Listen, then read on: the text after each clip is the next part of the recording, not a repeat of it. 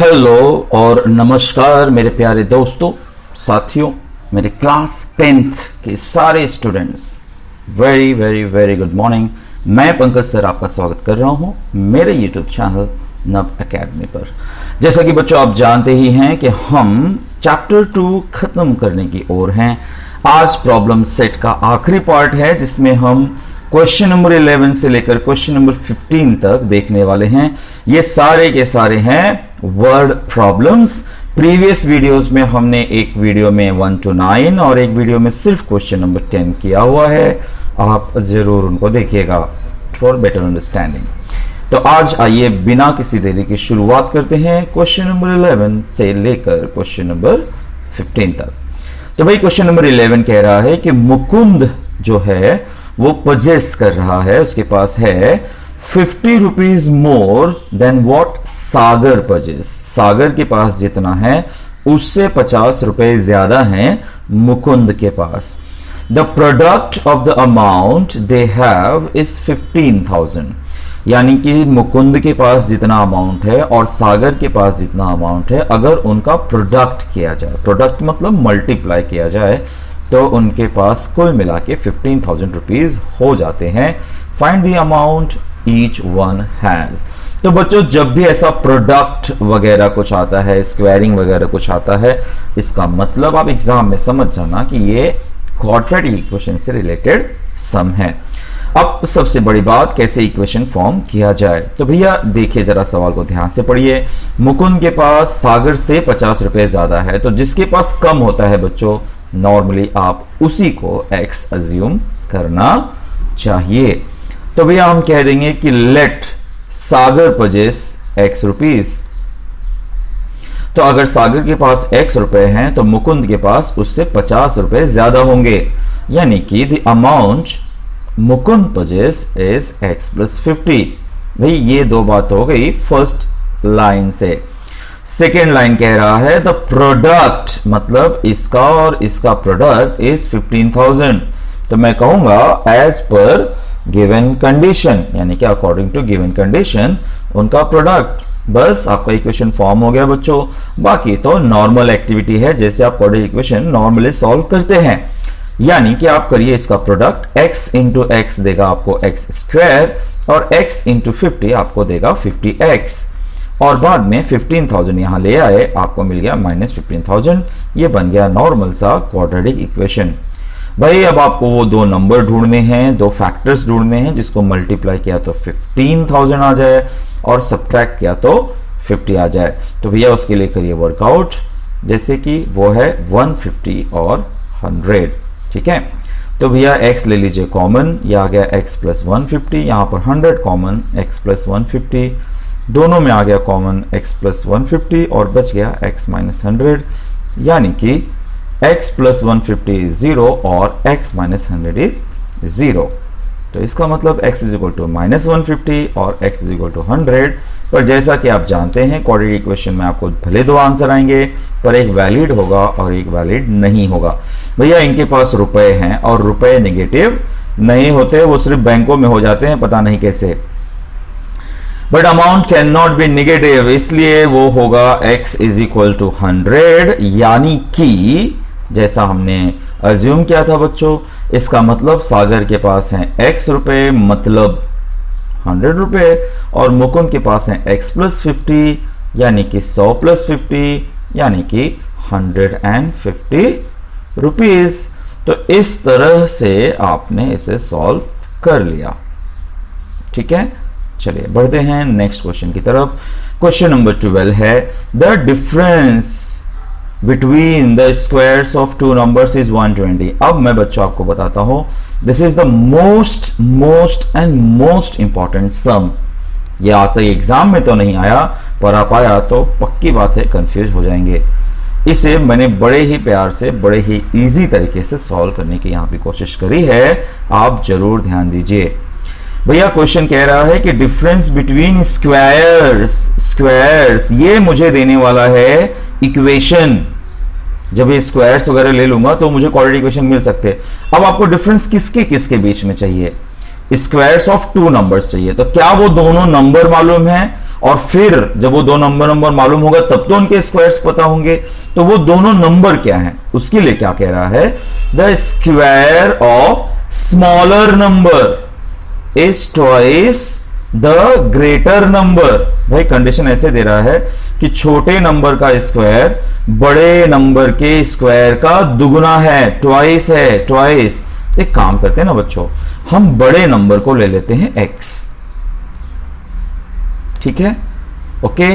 तो अब इसका स्क्वायर क्या होगा, क्योंकि काम तो मुझे स्क्वायर आने वाला है, बड़े नंबर का स्क्वायर होगा x स्क्वायर। डन। चलिए, बड़ा नंबर मालूम पड़ा, बड़े नंबर का स्क्वायर मालूम पड़ा। अब बात आती है कि छोटा नंबर क्या है।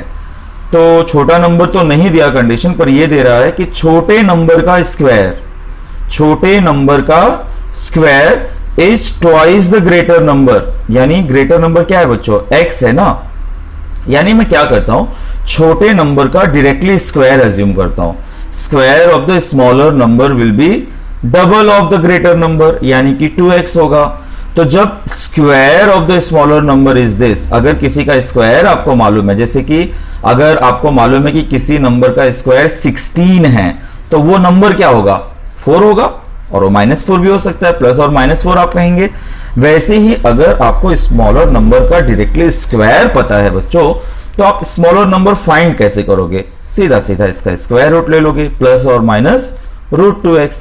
तो देखिए ये सारी बातें पहले तो निकल के आ गई हैं कि भैया ग्रेटर नंबर हैगा x और स्मॉलर नंबर है का स्क्वायर जो है वो है डबल ऑफ दैट x, यानी कि ग्रेटर नंबर है x, स्मॉलर नंबर है प्लस और माइनस √2x। ये रूट पूरा का पूरा आएगा, 2x is completely under the root.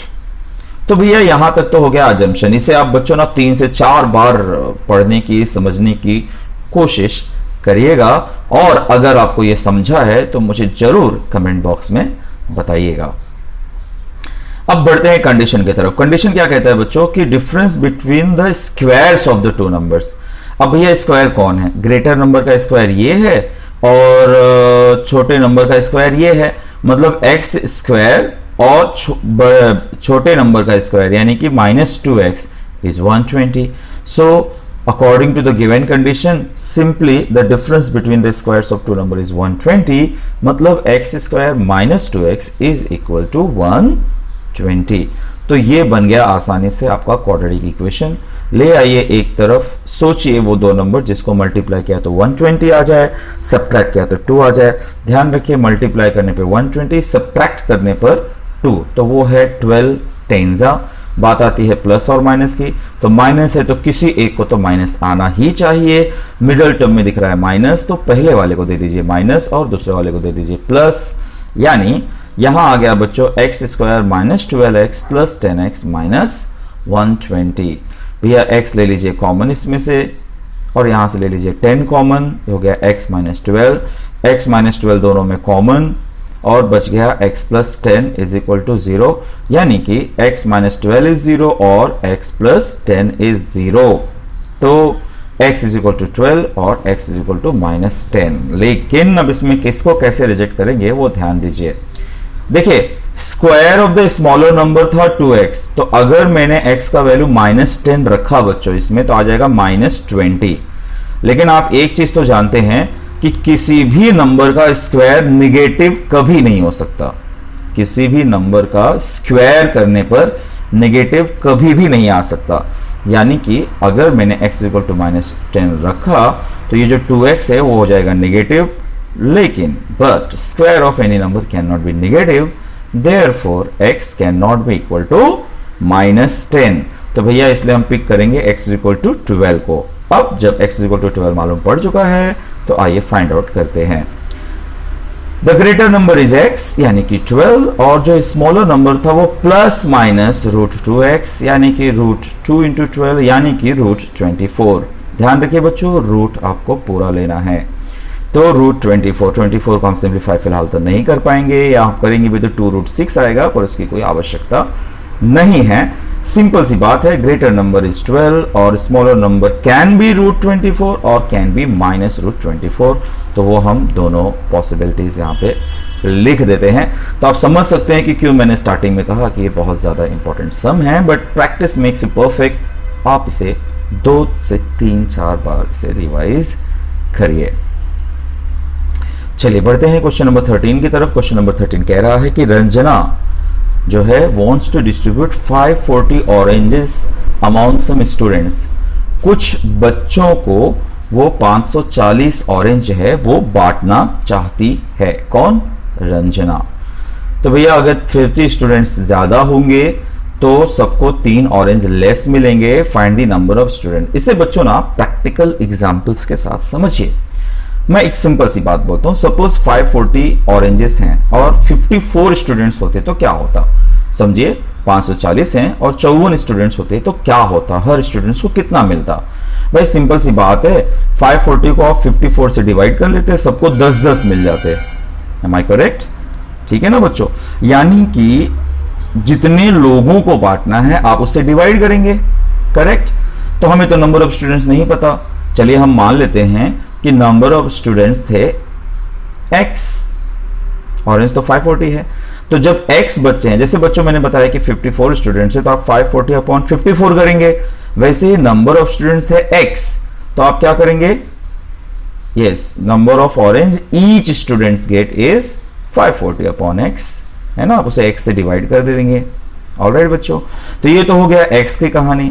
लेकिन वो कह रहा है कि अगर 30 स्टूडेंट्स ज्यादा हो जाएं, तो चलो पहले पता तो लगा लें कि 30 स्टूडेंट्स ज्यादा होने का मतलब क्या हुआ। अगर 30 स्टूडेंट्स ज्यादा हो जाएंगे बच्चों, तो पहले थे x स्टूडेंट्स, तो अब हो जाएंगे x + 30। तो जिस 540 को आप सिर्फ x से डिवाइड कर रहे थे, अब आप डिवाइड करेंगे 540/x + 30। यानी कि अगर 30 बच्चे ज्यादा हो गए तो इतने ऑरेंज मिलेंगे और सिर्फ x बच्चे होते तो इतने होते। अब सीधी सी बात है बच्चों, जब बच्चे कम रहेंगे तो उनको ज्यादा संतरे मिलेंगे और बच्चे ज्यादा हो जाएंगे तो उनको कम संतरे मिलेंगे। ज्यादा बच्चे हो जाएंगे मतलब ज्यादा डिस्ट्रीब्यूशन करना पड़ेगा, एक बच्चे को तो कम मिलेगा फिर वो। ठीक है ना बच्चों? तो इसका सीधा सा एग्जांपल ये ले सकते हो बच्चों कि समझो कि अगर 10 बच्चे थे तो कितने मिले? 54। अगर 5 बच्चे होते तो कितने मिलते? और डबल मिल जाता ना, 54 का डबल मिल जाता बच्चों को। तो कम बच्चे हैं मतलब ये नंबर ज्यादा है, यहां पर बच्चों को ज्यादा ऑरेंजेस मिले होंगे। यहां पर ज्यादा बच्चे हैं, इसका मतलब बच्चों को कम ऑरेंजेस मिले होंगे। तो डिफरेंस कह रहा है कि 3 लेस है, मतलब इन बच्चों को 3 संतरे कम मिल गए हैं इनकी बजाय, यानी कि ये माइनस ये इज 3।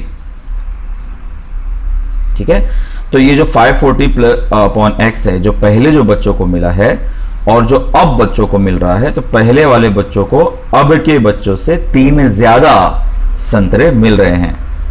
ध्यान रखिएगा, पहले बच्चे कम थे तो इतने ऑरेंज मिल रहे थे, अब 30 बच्चे ज्यादा हैं तो इतने ऑरेंज मिल रहे हैं। ऑब्वियसली ज्यादा बच्चे हैं तो कम ऑरेंज मिल रहे हैं। यानी कि अगर हम पुराने संतरों की बात करें तो पुराने बच्चों को जितना संतरे मिल रहे थे वो अब के बच्चों से 3 ज्यादा मिल रहे थे। भैया कर दीजिए इनको एक तरफ, ये हो गया 540 ले लीजिए कॉमन इस तरह से, तो 1/x - 1/x + 30, 540 से कर दीजिए डिवाइड इस तरह से 3/540।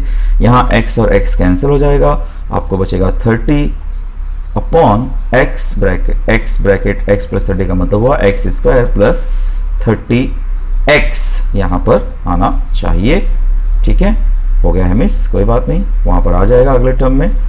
तो ये देखिए x² + 30x यहां पर आ गया है, यहां पर बच्चों x होना चाहिए। It is my mistake, please take ignore it.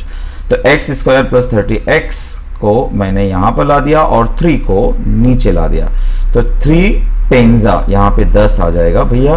10 × 540 आपको दे देगा 5400 और x² + 30x 5400 मैं ले लेता हूं वहां उस तरफ, यानी कि -5400। ढूंढिए वो नंबर क्या है जिसको मल्टीप्लाई किया तो 5400 आ जाए और सब्ट्रैक्ट किया तो 30 आ जाए। तो वो बच्चा 90 और 60 है, तो +90 - 60। अब इसमें से ले लेते हैं x कॉमन, x कॉमन ले लेंगे तो बचेगा x प्लस 90, यहां से ले लेंगे 60 कॉमन, बचेगा x प्लस 90। अब दोनों में x प्लस 90 है कॉमन और बच जाएगा x माइनस 60। तो भैया x प्लस 90 इज 0 और x माइनस 60 इज 0, इसका मतलब x is equal to minus 90 और x is equal to 60। But number of students can not be negative, इसका मतलब हमारा आंसर हुआ x is equal to 60। So number of students is equal to 60। तो ये भी बड़ा ही अच्छा सम था। सारे सम वर्ड प्रॉब्लम्स बच्चों आपको अच्छे से प्रैक्टिस करने होते हैं। सबसे बड़ा काम है इक्वेशन फॉर्म कर लेना। अगर आप एक बार इक्वेशन फॉर्म कर ही लेते हैं तो बहुत ज्यादा तकलीफ बची नहीं रह जाती। आइए बढ़ते हैं क्वेश्चन नंबर 14 की तरफ। भैया क्वेश्चन नंबर 14 दिखता बड़ा भयंकर है पर है नहीं। क्वेश्चन नंबर 14 कह रहा है कि मिस्टर दिनेश जो हैं उनके पास एक फार्म है, एग्रीकल्चरल फार्म है एट विलेज तालवेल, एक गांव है वहां पर उनके पास एक फार्म है। चलिए भैया अच्छी बात है, फार्म है, मजे कीजिए। The length of the farm is, देखो रेक्टेंगुलर फॉर्म है, फार्म जो होता है नॉर्मली वो रेक्टेंगुलर, यहाँ पे रेक्टेंगुलर एक वर्ड होना चाहिए था जो मिस है टेक्स्ट बुक में। तो एक रेक्टेंगुलर फार्म है एक्चुअली उनके पास, तो उसका जो लेंथ है वो है 10 metre more than the twice its breadth. तो हम ना बात अभी सिर्फ इतने की करते हैं, सिर्फ फर्स्ट जो 2 सेगमेंट है बच्चों इतने की बात करते हैं। तो रेक्टेंगुलर फार्म है, उसका जो लेंथ है वो ब्रेड्थ से ट्वाइस से 10 मीटर ज्यादा है। तो चलिए सबसे पहले ब्रेड्थ ही मान लेते हैं x है, तो लेंथ क्या होगा उसके ट्वाइस से 10 मीटर ज्यादा। फिर से सुन लीजिए, length of the farm is 10 metre more than twice the breadth. Twice the breadth मतलब x का डबल। चलिए यहां तक बात हो गई इस लाइन का मतलब। आगे पढ़ते हैं, आगे पर समझते हैं। In order to harvest rain water, बारिश का पानी बचाने के लिए ही डग, उन्होंने वहां पे खड्डा खोदा, स्क्वायर शेप्ड पॉन्ड, एक तालाब छोटा सा उन्होंने खोदा जिसका शेप स्क्वायर जैसा था, ठीक है, इनसाइड द फार्म, फार्म के अंदर ही खोद दिया बच्चों। अब क्या बोल रहा है, the side of the pond अब is 1/3 of the breadth of the farm. देखिए अब उस स्क्वायर शेप्ड पॉन्ड के बारे में क्या बता रहा है कि स्क्वायर का, देखिए स्क्वायर का एरिया निकालने के लिए आपको साइड स्क्वायर करना होगा, साइड आपको पता नहीं है, तो साइड के बारे में हिंट ये दे रहा है बच्चों क्वेश्चन कि side of the pond is 1/3 of the breadth of the form. तो ब्रेड्थ क्या है, ब्रेड्थ है x, ठीक है, तो उसका 1/3। चलिए जो area of the rectangular form भी मैं यहां पे पहले निकाल लेता हूं कि वो होगा ये 2x स्क्वायर प्लस 10x। और बात करें side of the square pond का तो वो हो जाएगा x/3, क्योंकि 1/3 ऑफ द ब्रेड्थ कह रहा है, तो ब्रेड्थ है x, तो x/3 हो गया। तो इसका भी एरिया क्या होगा, साइड का स्क्वायर यानी कि x/3 का स्क्वायर, ठीक है, यानी कि x/9, x²/9 मीटर। तो बच्चों इस तरह से हमने क्या किया, पहले उनके फार्म का लेंथ और ब्रेड्थ कंसीडर किया, उससे रेक्टेंगुलर फार्म का एरिया निकाल लिया, फिर हमने स्क्वायर का साइड निकाला और फिर स्क्वायर का एरिया। अब हमें क्या हुआ, फार्म का एरिया भी मालूम है और पॉन्ड का एरिया भी मालूम है। पॉन्ड फार्म के अंदर है, ठीक है। The area of the farm is 20 times the area of the pond. ध्यान रखिए वो कह रहा है कि जो फार्म का एरिया है माने ये is 20 times the area of the pond, area of the pond ये है। तो बस इसको आप बस इक्वेशन के लिए में हेल्प कर लीजिए, यानी कि मेरा जो एरिया ऑफ द फार्म है is 20 times the area of the pond, ये मेरा क्वेश्चन कहता है। तो मैं यहां पर रख दूंगा 2x स्क्वायर प्लस 10x, यहां पे 20 और यहां पे एरिया ऑफ द पॉन्ड, ठीक है बच्चों। 9 से कर दीजिए थ्रू आउट मल्टीप्लाई, ये हो जाएगा 9 bracket 2x square plus 10x और ये हो जाएगा 20x स्क्वायर। ब्रैकेट ओपन करिए, 9 2 18x square, 9 10 90 and 20x square. ले लीजिए सब कुछ एक तरफ, ये हो जाएगा 20 - 18 यानी कि 2x स्क्वायर। ले लीजिए 2x कॉमन और बच गया x - 45। सो 2x इज 0 और x - 45 is 0। So x is 0 और x इज इक्वल टू 45। लेकिन भैया x इज इक्वल टू 0 आने का सवाल ही पैदा नहीं होता, क्योंकि लेंथ और ब्रेड्थ अगर 0 हो गया तो काहे का रेक्टेंगल, काहे का स्क्वायर।